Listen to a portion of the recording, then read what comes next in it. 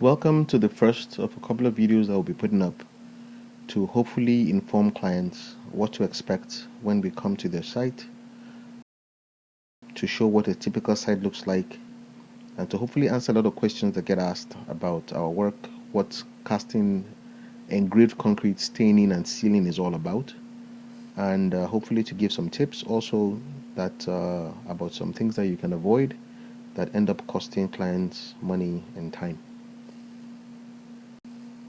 So without further ado, let's get started. This is usually how we get the sites when we come in. It is messy from other artisans, tilers, POP guys, and naturally, because the exterior flooring is one of the last things that are done on the site, we end up having to deal with a lot of this debris. I would highly recommend that the site is cleaned up before we come. It's just because it makes it easier to visualize the site and to take measurements. But if that's not possible as well, we can come in and clean up the site too before anything starts.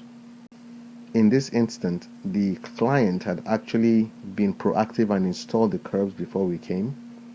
Unfortunately, when the land was surveyed and built, the BQ and the house were built in a way where the water was draining to the back. The land wasn't properly leveled before they built them. So after doing our survey, we figured out that we had to, in some places, raise it up as high as 3 feet. We buried a lot of the curbs, so 70% of these curbs had to come out and then had to be relayed after we came back, filled, cut some places, and compacted. Just as an example, that front step you see there, a whole step of it disappeared after we ended up filling that back area.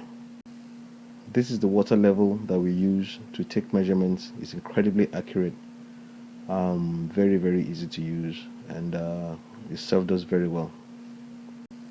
This video was taken after we had done the level and compacted, and luckily it rained heavily the day after, and all the water flowed towards the gate and out. There was no water logging in the back anymore, so we're very happy with the results of the leveling. So after that is done, it's time to get to work and cast. We have a small workshop that we bring along with us just to service our equipment on site in case anything needs to be fixed, anything needs to be serviced. We take care of that right on site so as not to waste time. This is some power screeding going on. We use our power screed whenever we can. If the area has the space for it, we will always rather screed. Vibrating the concrete is very good for it. It gets all the air pockets out. Makes for a very strong mix. And as you can imagine, you will always rather buy vibrated interlocking than non-vibrated interlocking. Same can go for concrete. Our mix is 3000 psi. Psi is how you measure the strength of concrete. You can go higher, 4000 psi, 4500 psi, all poured at about a 5-inch slump. The slump is the workability of the concrete, which pretty much means how much water you have in it. So it's very important to get your water mix accurate in concrete, because if you get that water mix wrong, you put too much water, you can actually, it actually weakens the concrete.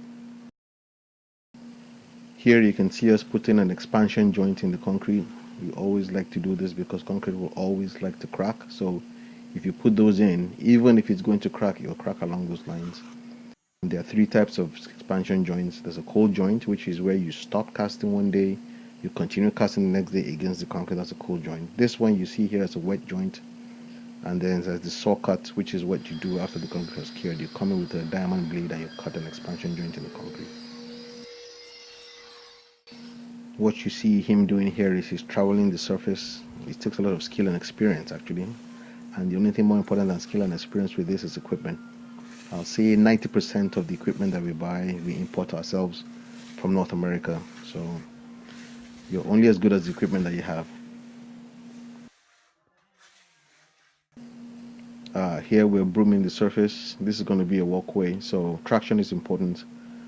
We usually do this for floors that we're not going to stain and engrave and seal. So this will give you traction in the wet, either if it rains. It makes sure that makes the surface safe to walk on.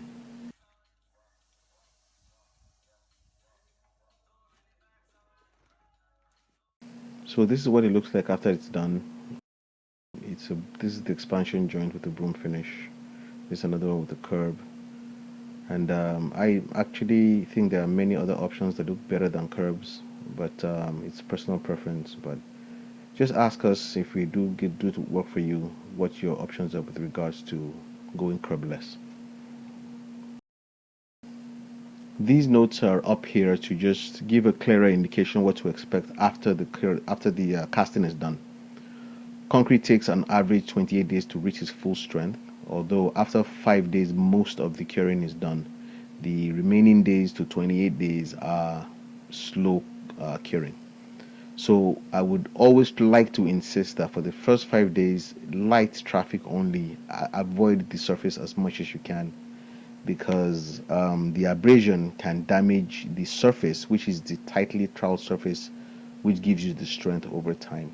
A lot of times I would just advise clients, please just lock up your site, lock your gate, give it 5 days, let everything cure well before you get anybody else back on the floor. So just to recap, this is how we came to the site and how we went from this to a plain cast concrete initially, which is a very neat look. It's and in the future you could always get more work done on it with regards to engraving, staining, or sealing. Some people go for it straight away. If you're working within a budget, there are many options open up to you. You can just do this plain cast. You can do the full works. Maybe if you have 300 square meters, you can say, okay, the front entrance that everybody will see, let me do that 100 square meters in engraved concrete, and then you can interlock the rest in the back. It's just like if you're tiling your house, you don't put your expensive tile in the living room, in the toilet in the BQ. As you can see, this client went for casting the whole thing, but only engraving the borders and some key points in there. So it made for a very neat look, a very clean look. As you can see, it turned out beautiful. So there are many options that you can pursue when it comes to this floor solution. Before we even start, we do a computer rendering of your site with the design that you have in mind. We do this for a couple of reasons. One, you can visualize what it will look like before we start. You can pick colors, design cuts. Two, you can confirm the measurement is accurate. If we tell you your site is 263 square meters, it's 263 square meters. You can then take a tape measure, measure it, cross-check with what we have on the computer. And then we then go through consultation with you on the computer, what design you like. When we finalize, only then work will start. So I hope I've been able to answer a couple of the questions that might come up with regards to what we do: casting, engraved concrete, staining, and sealing. Thank you for watching. You can follow us on Instagram. It is our handle is Simpson_concrete. It's underscore between Simpson and concrete, so Simpson_concrete. And the best way to get in touch with us is either on Instagram or on WhatsApp. And if you have any more questions, you can still direct us to us either on Instagram or here on YouTube. You can follow us on Instagram, follow us on YouTube. That will keep you up to date with what we're up to. And hopefully we'll see you on the next video. Thanks for watching. Have a good day.